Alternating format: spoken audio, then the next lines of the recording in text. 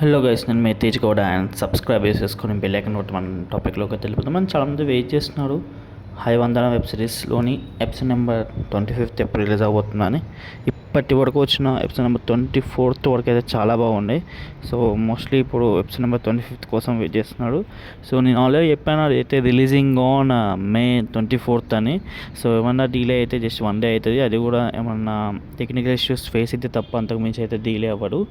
So most hopefully 24కి రావాలి అని కోరుకుంటున్నా. అండ్ ఇంకేమైనా డౌట్స్ ఉంటే కామెంట్ సెక్షన్లో అడగండి భయ్యా. ఇంకెక్కువ డౌట్స్ ఉంటాయి ఇన్స్టాగ్రామ్లో కాంటాక్ట్ అవ్వండి.